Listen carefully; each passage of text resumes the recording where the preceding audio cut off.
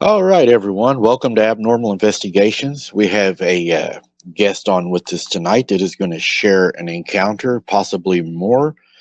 We're excited to be able to do this tonight. This is a pre record for those of you watching. This will be released as a premiere. The live chat is live, but this is a pre recording. Um, I have Amanda here that is going to be co hosting tonight. And we'll go ahead and bring her on and get her onto the show. Hi, Mike. How are you, Amanda? I'm doing good. Hi, everyone out there. Kind of weird doing a pre-recording. I'm not really used to these myself, but Yeah, it's a little weird. it's kind of like you're talking to yourself. Um, but I'm excited to have Joe on. It sounds like he's got some pretty good encounters. Yeah. We'll see what kind of questions we get for Joe. And of course, guys, please welcome Joe to the show. And it takes a lot of guts and bravery to come on and tell your story. So here's Joe, everybody. How you guys doing? Good. Hey, How you Joe. doing? Oh, are you staying warm at least? It's objectively it's not that cold where I'm working at currently. Ah, you get to work in different places, I'm assuming. Yeah, well, I don't want to say exactly where, but I work up in the north, and it's not really that cold right now. It's Oh, not -30, so it's okay. yeah, take advantage of that. I live in California, so Oh, you it's probably always got, warm. that's what I was going to say. You probably have nice weather year round.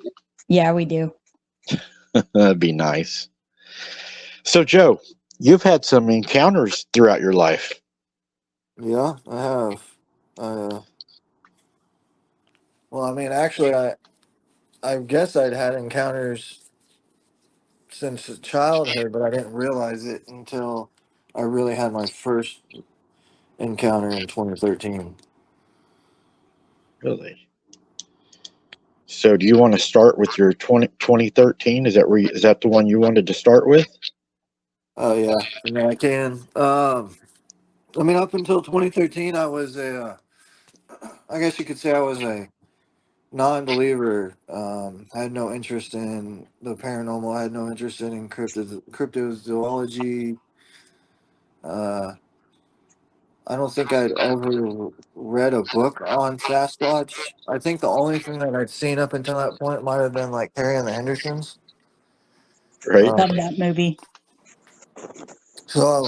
at that point, I was just a firefighter that enjoyed hunting and fishing, and me and a police officer friend of mine were coyote hunting at night time in eastern Indiana when during a calling set we had um, an anomalous audio like response to our coyote calls. We had coyotes sound off, and then during the middle of the coyotes, something else sounded off. That the best way I can describe it is just a really large wolf, but it was much deeper and louder than a wolf, which got our attention because it shut the coyotes up.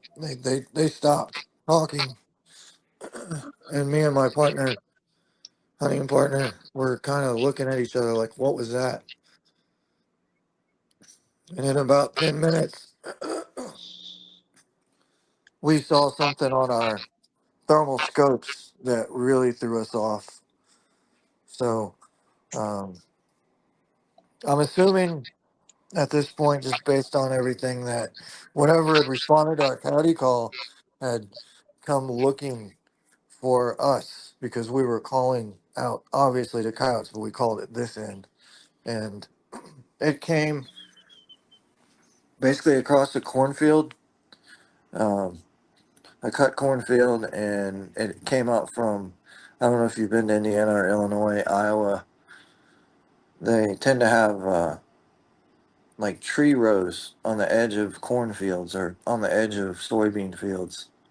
Right. And um, it came across the field and then came through that tree row and came just out on the other edge of that tree row and stopped.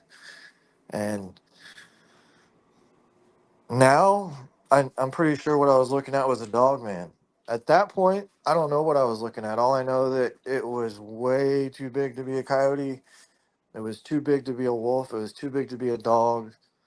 Um, it was quadruped the entire time, but its shoulder height was comparable to like a hyena on steroids. So we didn't really know what we were looking at, but it freaked me and my partner out. My coyote hunting partner at that time, it freaked us both out. I mean, to the point that I've gotten into the field now. I mean, I went from being a non-believer in the field to now I've been in the pretty hardcore field work since then. Well, really since 2015.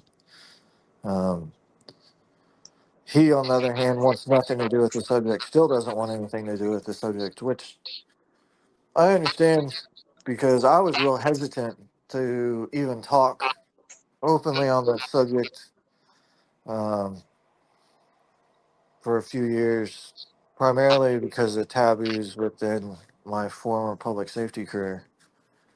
Right. And he is a police officer, so I understand that even more so for him.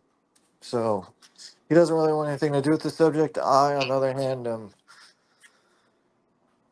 head over heels for it now. But at that point, we didn't know what we were looking at. All I know is it came to the edge of that field. We were in shock. It was only there for max 20, 30 seconds. It sniffed the air. It was trying to locate where we were on the other side of the field. It never stood up, and it basically turned around and went the way it came. And as Wow. soon as it left, we were out of there. We packed up and left. Um, I was kind of in shock for a few weeks, honestly, and then slowly but surely, I just got more into the field. Initially, watching YouTube videos, uh, reading books that I'd never read before, trying to figure out what I'd seen, and then from there, I started just combining my love for the outdoors with, well, I'm gonna start looking for these things on purpose, and I've pretty much been doing that since. Well, about 2014. It took me a year to really get Right. into the field. What I find interesting is, you say that it was on a cornfield, and where I investigate, and I've been getting a lot of my encounters, is actually right off of a cornfield that has the tree lines like you were talking about, and it also butts up to the lake. So that's pretty interesting. I've Yeah, I noticed. mean, later in life, I've noticed that cornfields with the corn that's standing can be extremely active. Um, Obviously, the field that I had my first encounter was cut corn because the coyote season's in the colder months. But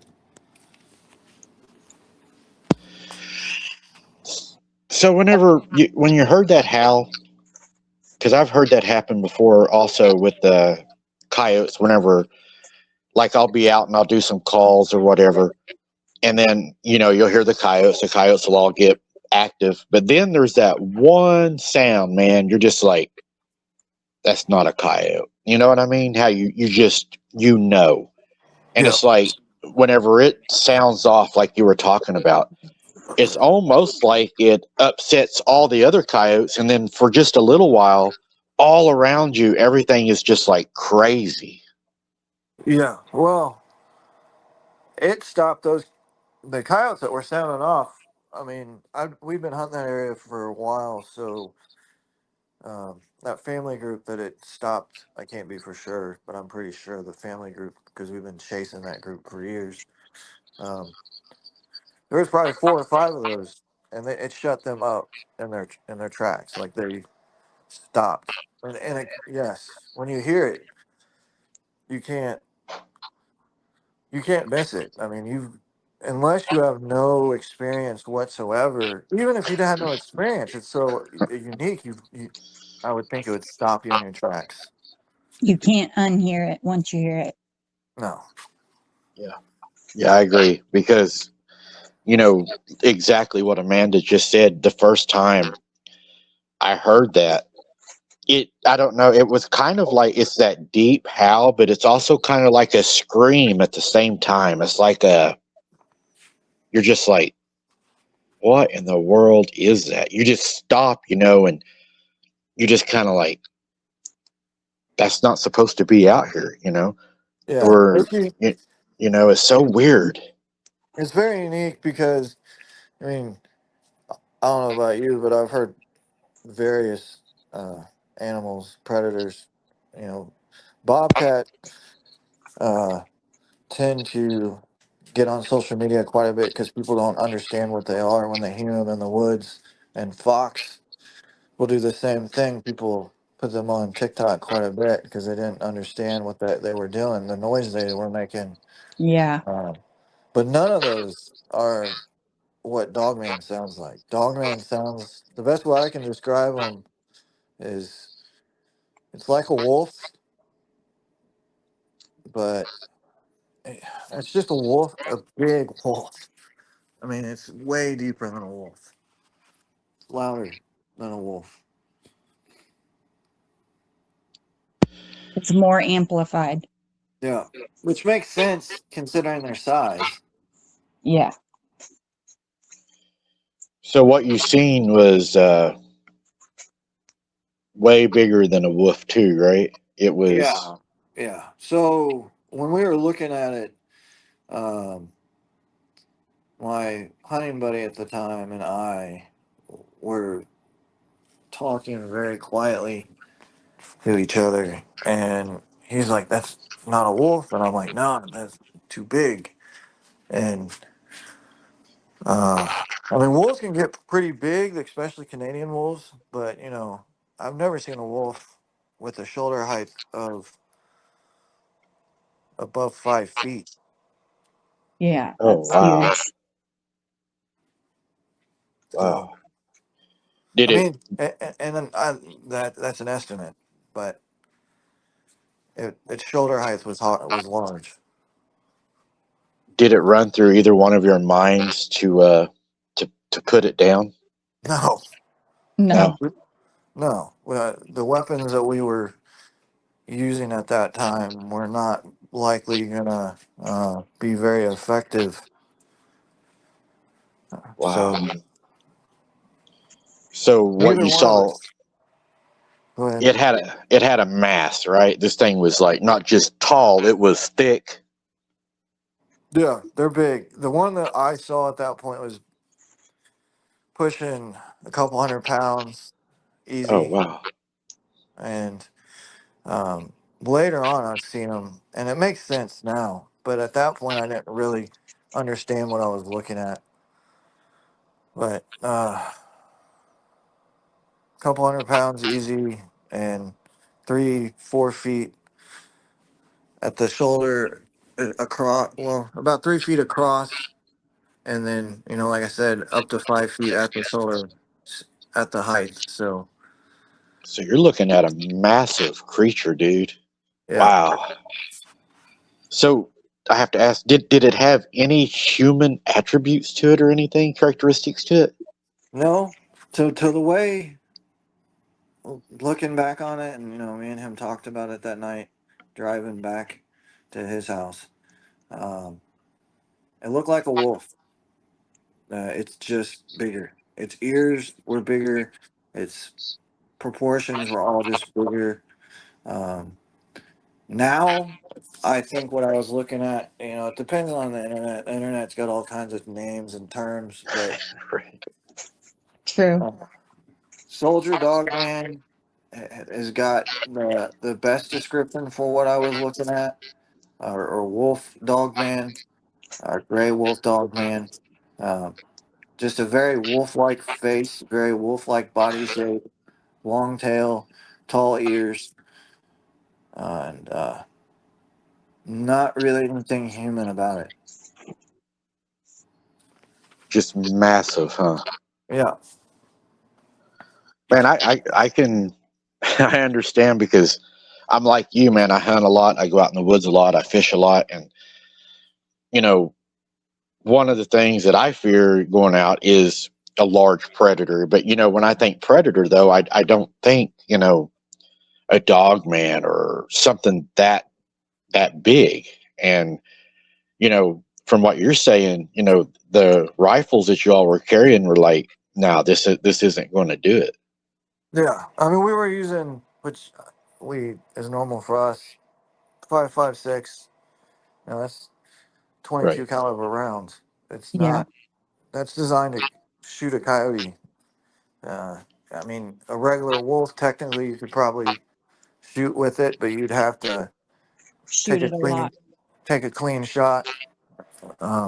I'm not saying we couldn't hurt with this thing, but at that But point, you that guys wasn't really going through our mind. It was more like get out of there. shock. Yeah, And would the rifle stop it fast enough? Right. yeah. Wow. So, do you think it was running with that pack of coyotes? Is that what you think it was doing? Or do you think you called it up? I don't know. Honestly, to this day, I don't know. I the way those coyotes shut up, I lean towards it wasn't with them because they seemed as surprised to hear it, as we were.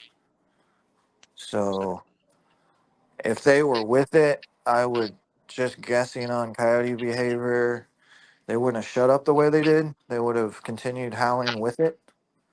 Right. Um, True. they the way they stopped communicating as soon as it started howling. I'm just guessing here, but they were as surprised to hear it as we were. So the coyotes pretty much recognized it as the alpha in the area for sure, huh? Yeah. And Wow. later, I mean, later on, years down the line, I've come to, I don't know, conclusions, but there's theories of, coyotes might run with some Dogman and Sasquatch. I'm not saying they don't.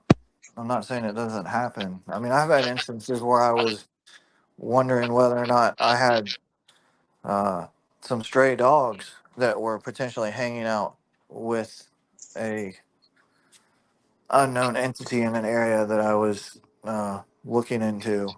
But I just found it funny that every time I'd see those stray dogs, I'd then see it. I'd run into the thing that I was looking for. Wow. But on the same hand, there's been time in the woods later on that I've heard um, what sounded like coyotes being killed. So I don't know. It's probably a case by case basis. Man, I'm glad you brought that up because Amanda, I think, was watching the show. I was out one night doing an investigation, dude, and the most horrible, like a coyote, it sounded like was being shredded. And I'd never heard that before in my life. I've heard them fight each other and stuff like that, but this was being like totally destroyed. And whatever had it, you could hear it moving through the trees with this coyote. And most of the people even said, wow, I think it just found dinner. I mean, it was a very disturbing, Yeah. it was bad. It was pretty bad. It was very So, bad. oh, I don't it, know it, about. it was Go ahead. wild. Yeah, I Oh, don't know about you, but I really don't like hearing the the canine distress uh, whine scream. It's just it's Yeah. very right. very puppyish like. And I guess it reminds me of a puppy. I just don't like hearing it. Me neither. It really bothered me that night. It was terrible, and I could tell that coyote was definitely. I mean, you could just Getting tell torn it. apart. Yeah, it did not survive that encounter. Uh, Have you ever been able to see any of their tracks or anything, Joe? Yeah. Um, later on down the road, I've seen tracks. Um, I've seen tracks of what I would uh, consider to be Dogman and what I would consider to be Sasquatch or like the Sasquatch variant. Um, So you've seen tracks of both of them? yeah, Oh, How would you describe the Dogman track? What do they?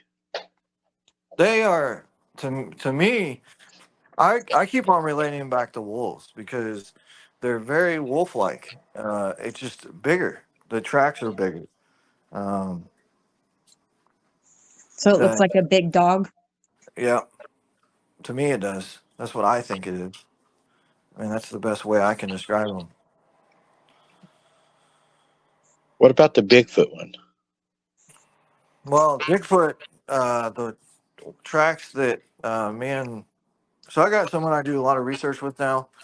Uh-huh. Um, the ones that we've cast and taken pictures of, etc. Uh, it depends on the one, but to me they look almost human, but they're not because they're too big to be human. Yeah. It's the best way I can describe it. Have you ever seen any, like, on the end of any of the footprints you've seen? Have you ever seen like a hook? Has any of them ever had a hook? Uh, I wouldn't say that I've seen a hook on the end of the tracks, not the Dogman tracks. No, they have their claw marks are on the front, though for sure. The reason I was asking is I was just recently done an investigation on the Palmyra, Maine incident, and then I've been looking at some other ones, the Stubbe incident, and I noticed that both of those encounters, one being 16th century, and then the other one I think was 2015 in Palmyra, Maine. One of the characteristics I noticed that both of those stories had similarities in is they said that they had a hook in the end of their print, and I thought that was Yeah, pretty interesting. I unfortunately I can't attest to seeing a hook in the prints for the Dogman that I've dealt with, but I've also come to the conclusion that um, we have a pretty narrow, most likely a very narrow understanding of what the broader picture really is. There's there's more than just one species, and there's probably multiple variants of that species. Yeah. Absolutely, yeah. Also, I mean, the thing that's throwing me off recently, one of the questions. I mean, I'm jumping way ahead now, but this is like getting into the fact that I've been doing research since pretty hardcore since 2014. So, um, one of the things that really was boggling my mind for a while, and like I said, I'm jumping way ahead right now because Okay. this is going from basic theory into advanced discussions like real quick. But um, I don't know about you, but the longer I've been doing the field work, the more I ran into parts of the equation that some people would call paranormal, others would call the woo, others um, non-biological is a term that I heard someone say that fits real well. Um, but that threw me off because I was questioning, well, why would something that potentially has the ability to do certain things that it may have the ability to do, why would it also be displaying biological traits, biological and non-biological traits at the same time? But then somebody that has more experience than me kind of sat me down and said, well, why couldn't it? I mean, humans there's humans that may have the ability to do certain things that some would consider paranormal. That doesn't mean they also don't live like a human while uh, they're here Right. on Earth. True. You know, that's a real good question that you bring up too, because I know that, man, I've asked that question a lot too. I found while investigating that they estimate that approximately 25% of the people that have a cryptid encounter will experience a supernatural encounter. Um, I based a lot of my theories on biblical principle. Yeah. Um, I'm a believer that they carry the at least the lineage or the DNA of the Nephilim. I've learned a lot going back, investigating it. You know, a lot of people do call them the Nephilim, but I also found that when you go back, there was what they call the Eliod, and the Eliod was actually a descendant of the Nephilim, which would just be the watered down DNA. It's essentially the same thing. So, Yep. you know, my thoughts were, just my theory is, if they in fact come from the fallen angels, then they would have to, I would think, still have some of those attributes or abilities to be able to, like what you said, defy, you know, the common laws that we see as normal Normal. behavior, right? So um I had a theory also, you know, we talk about, you know, the sound waves, right? How they can go higher and lower than what we can hear.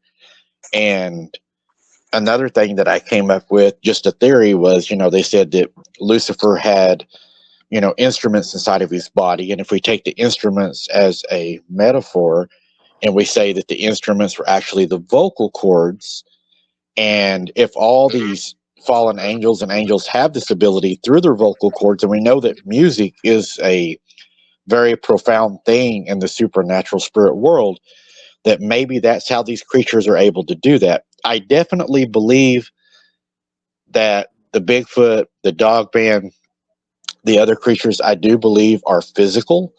I believe that they need food, water, shelter, you know, the essentials. But I also have a theory that they also interact with the supernatural still to this day, because they're still that lineage. They still have that connection because they both are like in the same family tree. And that's just kind of my theory. What are your thoughts?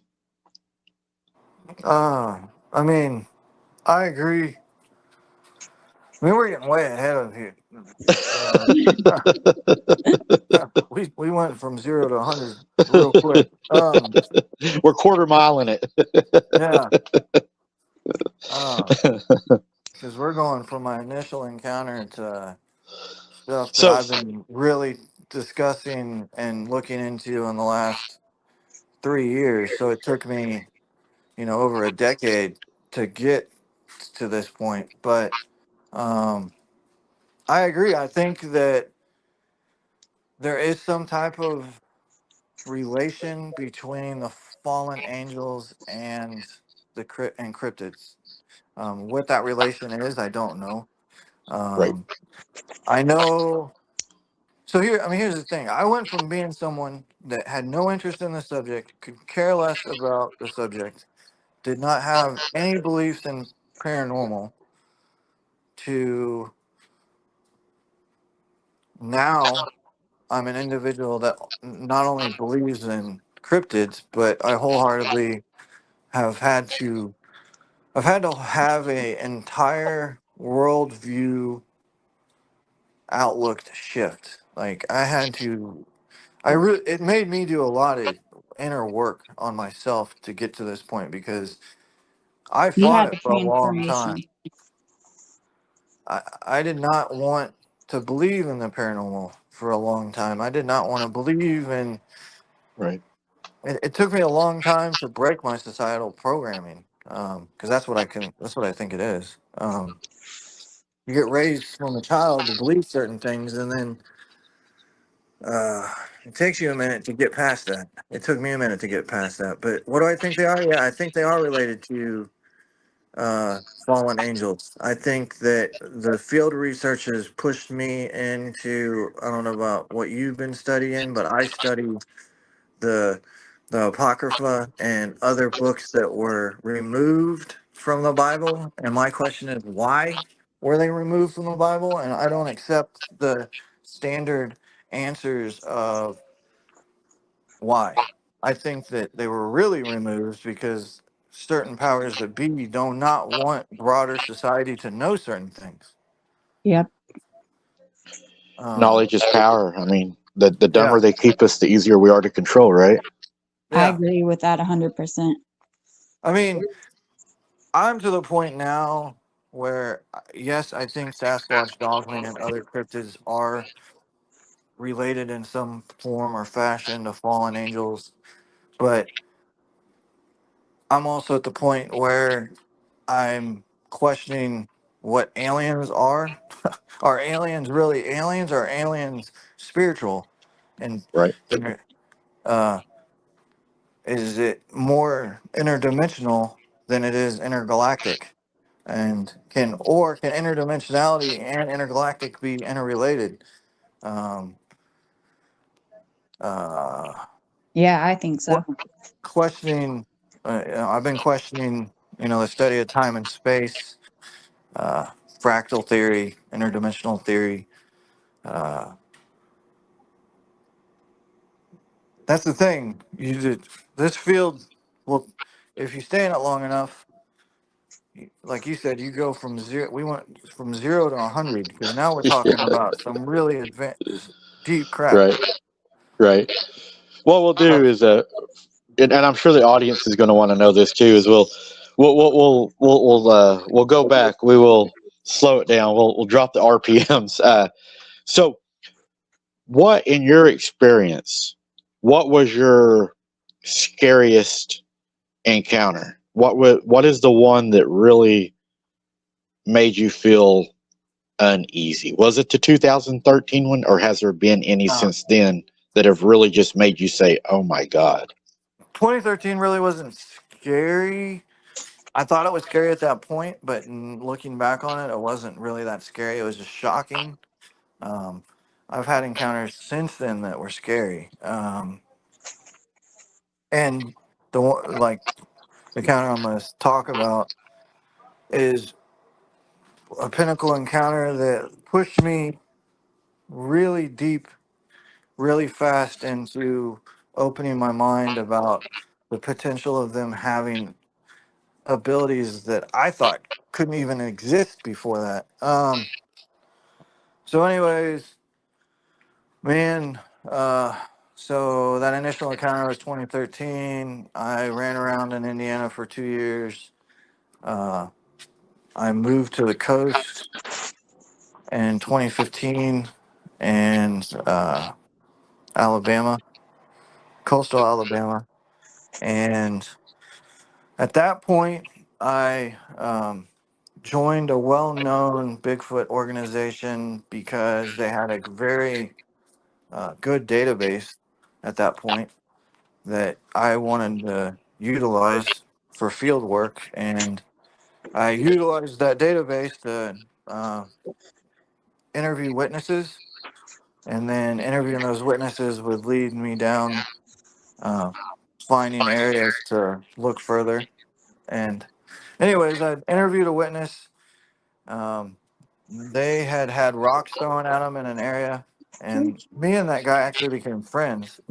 So, me and that gentleman and two other gentlemen were walking down a road at nighttime in an area that he had rocks thrown at him. And out of the corner of my eye, I saw basically what the best thing I can describe is a black shape. That's the best way I can describe it, like a black humanoid shape. Like, um, I don't know how much you know about the Deep South, but they tend to have in the certain areas the you have the roadway, and then you have a brush area, and then you have pine plantations on each side of the road. And on this particular road, there was like an embankment on the edge of the pine plantation, and it looked like a uh, dark black human shape was standing on the top of that embankment. Um, and the best way to describe it is it was darker than dark. Like the woods were black, the woods were dark, but it was darker than the woods. That's how I saw it. Um, so we briefly looked away. I looked back, the shape was gone. Um, and then at that point, we kind of got freaked out, and we ran down the road a little bit, and then I decided I wanted to figure out what was going on, so I stopped and walked back towards the initial area, and I ended up walking up on this creature, what I think is now a Sasquatch, a juvenile Sasquatch. It was spider crawling in the grass, because I walked up on it at probably about 5 feet from the edge of the road, and it was froze in the grass, belly against the grass. Um, the reason I'm telling you this isn't really the part that scared me, but this led up to it. I mean, it freaked me out. I ran. As soon as I ran, my buddies were wondering why I ran, so they all ran. Um, and then, anyways, we left, went down the road, then once again, my adrenaline calmed down, and we went back, proceeded to take a whole bunch of like comparable photos, looking for pareidolia, trying to figure out what we had seen. The grass was matted down, the brush was matted down in the area that I'd seen, what I thought I'd seen.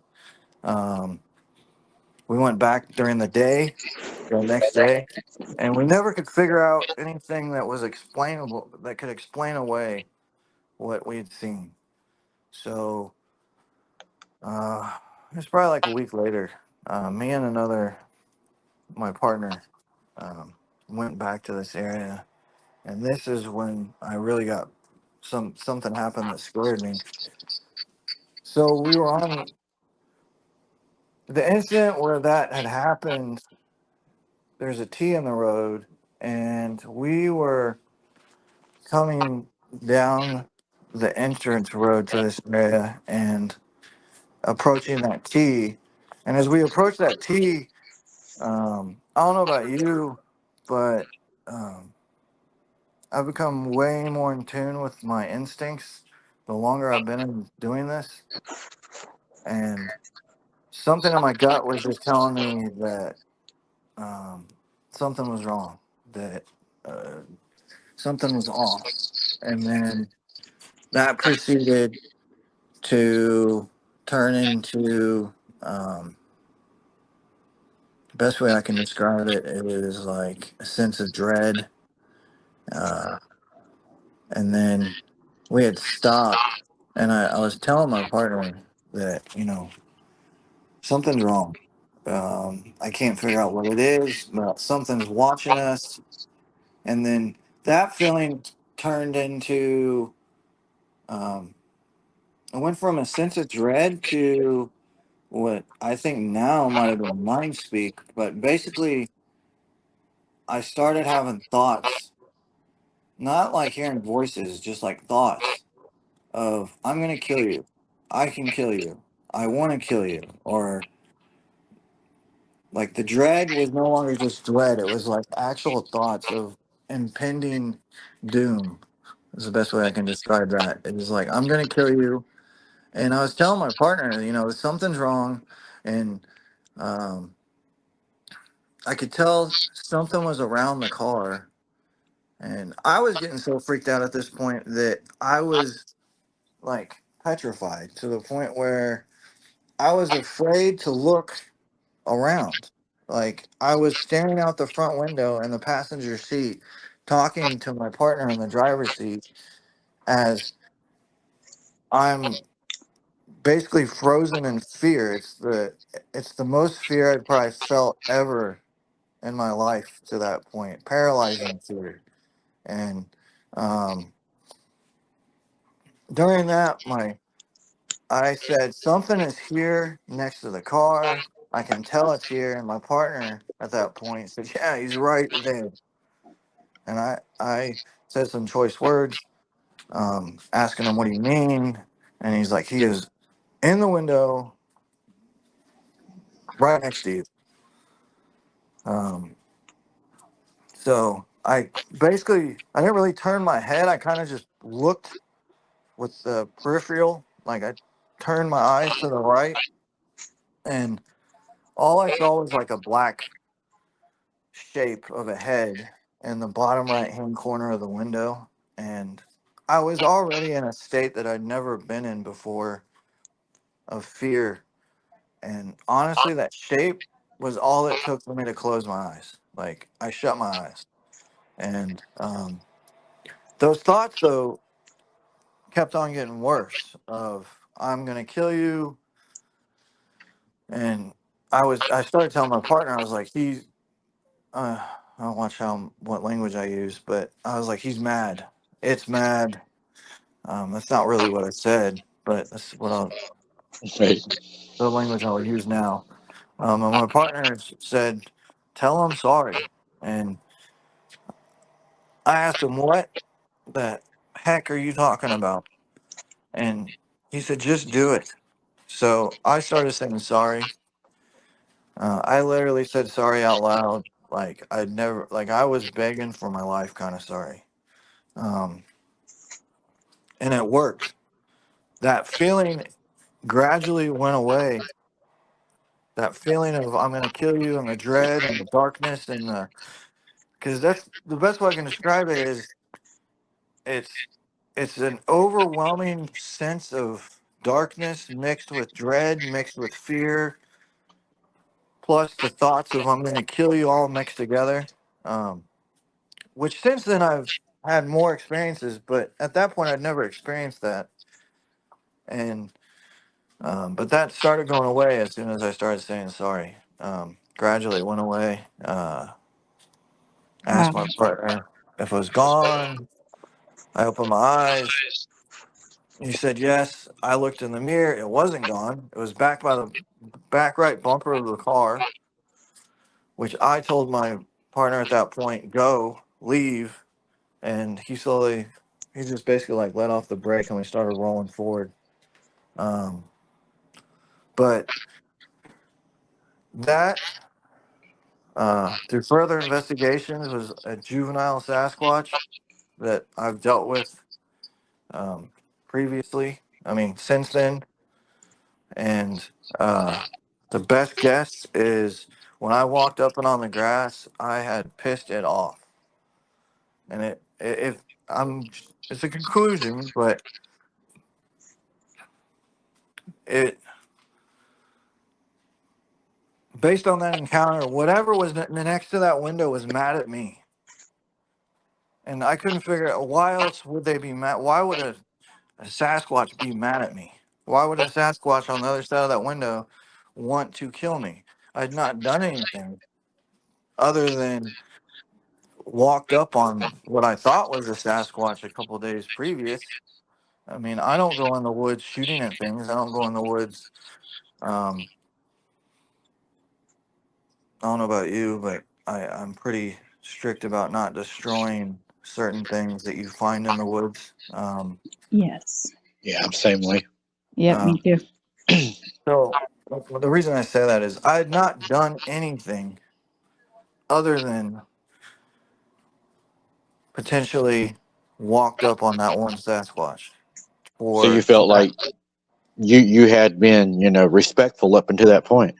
yeah, I thought that I had done everything I could to be respectful until that point, and I had no reason that I could think of why this was happening. Looking back on it, why it happened. You said it was a juvenile that you walked up on, right? Yeah. Maybe that's why they were upset with you. Well, I don't know. When I say juvenile, I mean more like a teenager because it was still pretty big. Yeah. I think it was a century. I mean, Oh. we're going a million miles down the road again. But um, this, I wouldn't say it's my theory. It's more of my partner's theory, which is associated with other gentlemen that you probably know of from the field. But um, they have theories that Sasquatch clans, which I can't argue with, they their clan structure. They may have centuries Uh-huh. that um, operate on the exterior of the clan, Yeah. and maybe the younger members of the clan that are doing that. Um, Also, based on those same people's theories, because I'm not wanting to take credit for these theories. I'm just saying I'm utilizing their theories to try to make sense of what happened. Right. Um, Me walking up on that potential Sasquatch in the grass was like a dishonor to that individual. I caught it. I wasn't supposed to have seen it. I wasn't supposed to have walked up on it. It was trying to sneak up on us, and I caught it in the grass. Um, some guys would say that younger individual was trying to count coup, like it was using that as an opportunity to test its um, Capabilities. capabilities of getting close to humans without humans seeing it, and I caught it in the grass. So it had a beef with me. So kind of like you may have even embarrassed it maybe to the others that it was trying to Yeah, show, Yeah. show that it was able to sneak up on you or hunt you or stalk you, and it got caught, and it was like, ah, damn, yeah. Yeah. I was embarrassed. But see, I So mean, that I can't prove that though. That's just all based on the experience. That's all theoretical though. That's the other thing about this field. I don't know about you, but I get frustrated because I'm at the point where I wish I could walk up to him and just talk to him. yeah, Yeah. Me I, too. I understand. I was an investigator, and as an investigator, we was taught, to deal with physical evidence, tangible evidence, and in this field, it is hard to investigate because we have to go with speculation a lot, and we have to theorize a lot, and it leaves the door open for so many different theories and ideas, and Yeah. I'm open to so much of it. I'm open to it. Like, what did the head look like looking in your window? Was it humanish looking? Could you tell if it had a snout or ears or? The best way to describe it is like a human, which later I found. I don't know about you, but on the Gulf Coast, a lot of the Sasquatch are not what is described a lot in social media of really big. I mean, they're big, but they're Right. not huge. They're more. The best way I can describe them is they're not an offensive lineman. They're a linebacker or a cornerback. They're cut and they're built, but they're not as massive as what you would think of a Sasquatch from social media. I Um, agree with you 100%, dude. Everything I have seen has not been this huge creature. Everything I've seen could easily be explained, I think, by a normal person as a very large man. I haven't seen anything that I would call a giant. Yeah, they're yeah, big, they're thick, but they're not superhuman big. I mean, I could still see somebody saying that was a really big man. You know what I mean? yeah. I mean, this one it had a human shape head. No, I didn't see its facial features very well because I truly only glanced out of the right corner of my eye and then I shut my eyes. Um, but its outline is human like. Wow. I think they're Uh, bigger here in California. I can't disagree with you. And that's the other thing.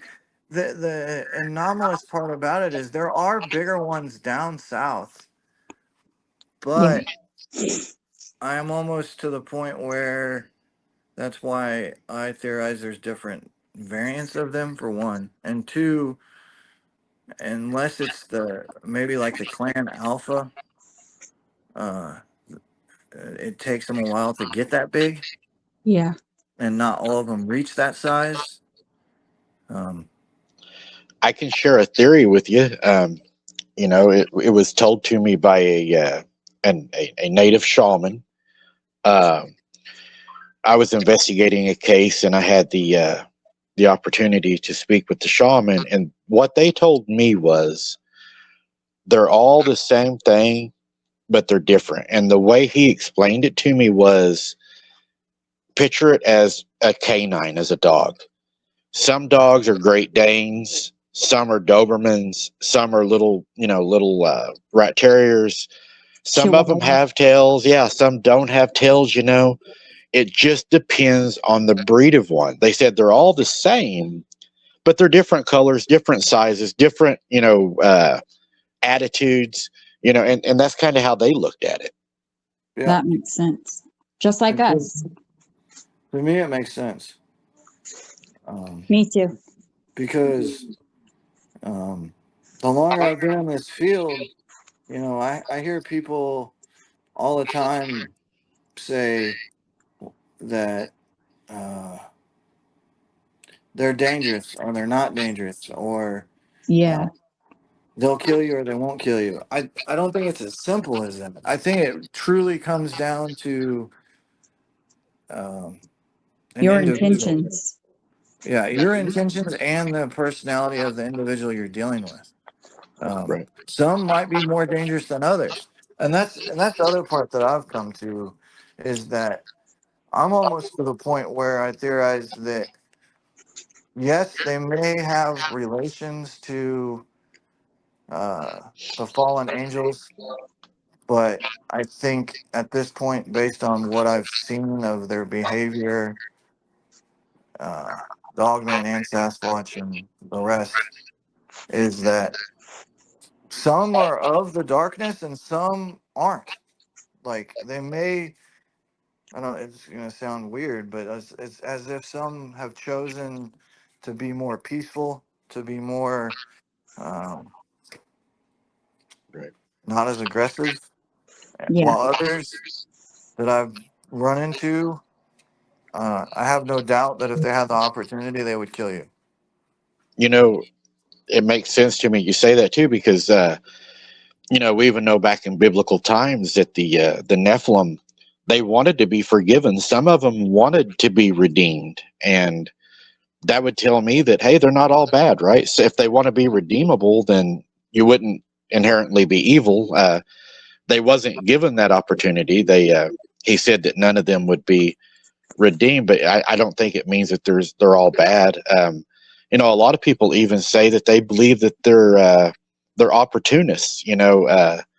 If you go to the woods, they're smart, they're intelligent, especially if they do come from the fallen. That they would be very intelligent. They would know, hey, if I go out here and I hurt this man, they're going to know that we done this, and they're going to come looking for us. But if a guy goes out there and breaks his leg or something and then becomes an opportunity, well, maybe he drowned, Yeah, you yeah. know? Well, I've theorized that the ones that are dangerous, the ones that, like I said, they'll kill you if you give them the opportunity. Um, they are intelligent, and when I mean intelligent to the point where they will kill you, but they're only going to kill you in a manner, in a situation in which they think that they can get away with it, Yeah. uh, where it Yeah, can exactly. be explained away as You fell not down a cliff. them. Yeah. If you can disappear without a trace and it not come back on them, you might disappear without a trace. Yeah. The 411, right? I mean, Yeah. Yes. you know, there's so many questions. I mean, we could spend another hour on that I've always had on that, but it's just, yeah, I think that they're opportunists. I try to treat them like this. This is how I treat them. I treat them as I would any wild animal. I don't trust them. I don't pressure them, and I don't corner them. You know what I mean? Yeah. I treat them like wild animals or humans. Right. Either or. Uh, I don't corner them, and I don't trust them. I do not try to give them the opportunity to Hurt you? hurt me without ramifications. Right. Yeah. But the whole reason that I came forward and started talking about the subject openly is, for years I was doing this behind the scenes, and it was purely for me. I had no intentions of talking to anyone about this subject matter other than a very small select group of fellow field researchers. I had no interest in talking to the broader public about this subject, and the reason I came forward and started talking about it is the the everything I've experienced points towards a society seems more open to receive the information now. That's one reason that I've come forward. But B, I think people need to hear it. More and more people need to come forward and feel comfortable talking about it, because I don't know about you, but to me, I've noticed the amount of activity has gone up, not gone down. Yep. And based on how things are going in the world, I don't think it's gonna go down. I think it's only gonna get worse. So I feel like I have to come forward and do I expect 90% of the people to hear me and not listen? Yeah. Uh, that's another reason I don't really like talking about the subject outside the core group of field researchers, because of the amount of um, Hatred? hatred you get. Um, Yeah. The the one person really, and I've got to credit her right now for um, getting me more open to talking, is I was watching D with D's Darkness, uh-huh. and We love D. Yeah, she's a good friend of mine. watching her online, I'm like, she's seeing the same stuff I'm seeing and experiencing the same stuff I'm experiencing, but she's talking about it openly. So I, decided that just go for it. That's why I'm coming forward now. Is just more Uh, people need to talk about it openly. Yep. and the more you do, the more you'll be attacked. Unfortunately, but I mean, But at I least look get at your it truth out. right. I mean, I look at it as, hey, I know what I seen. Right. I mean, people can argue all they want. I was there. They wasn't there. I know what I seen. I know what I went through. You know. Yeah. Exactly. Well, I mean, I understand why it's so hard for people, though. I mean, Oh you, yeah. you, you, unless you've seen a cryptid, unless you've had a paranormal experience yourself, it's extremely hard for you to understand or believe in it because of years of societal programming.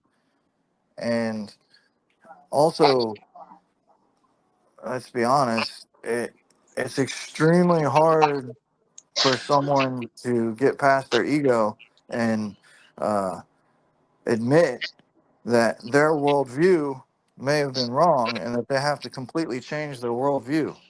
Yeah. Oh yeah. Because we're told as adults that those aren't supposed to exist. You know. Yeah. Well, I mean, I don't know about you, but I, like regarding spiritual matters, until I got into this field, I wasn't really into demons and angels and this. I mean, I went to church, but I didn't really know what to think about all of it. Now, because of this field, I wholeheartedly think it's real. Oh yeah. Yeah. The paranormal. if any, paranormal, the spiritual world, Yes. uh, if everything if that's in the Bible. I mean, it's it, like this, it's like this proves it's right, right? It's like the Bible said it, but when you experience it in the physical, you're like, wow, yeah. it's there, you know. Well, I mean, I had a no, awakening, I guess, when I heard a gentleman talk about the Bible is um, written in, oh, what was the word he used?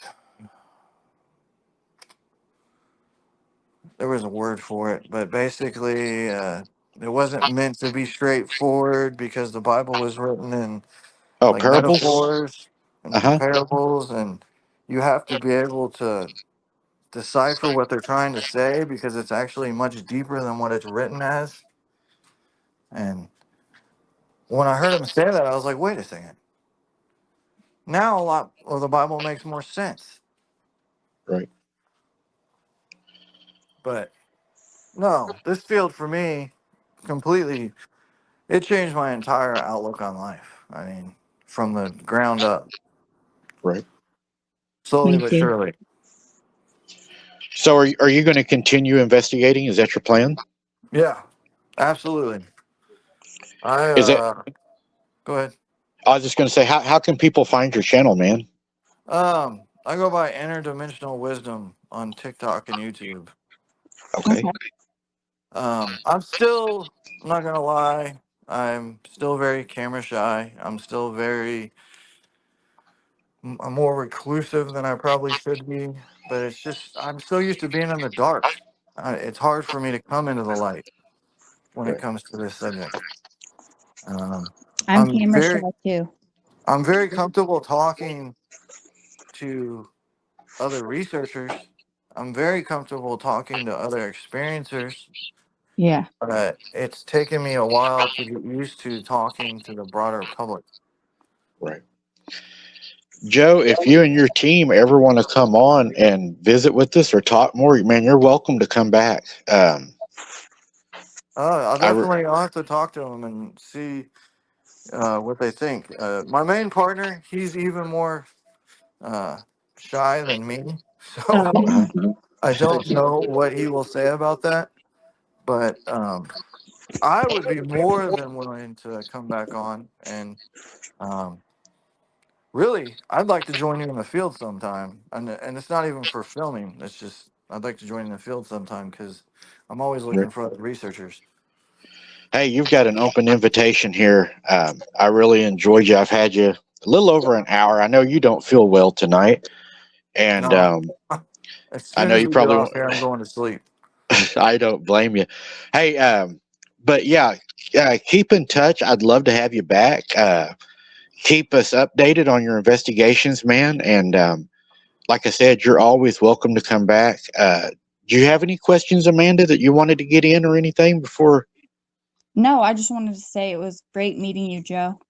Yeah, it was great talking to you guys. Yeah. Yeah, and Joe, keep in touch. Everybody, go check out Joe, interdimensional Wisdom. wisdom. He's got some good things going on. I think he's going to find some good things, and definitely that crawling in the grass. That'll get my attention every time. I don't like to be crawled at for sure. Yeah, spider crawling. Yeah, That's. that's scary. But I can't. I don't know how many times you've seen them do that, but it One spooks time. me every time. Yep. I think I've seen it once for sure, maybe twice. But Oof. how in the heck are they propelling themselves essentially on their fingers? That's That's crazy. my question. That's like that one finger death punch, right? You don't want one from one of them.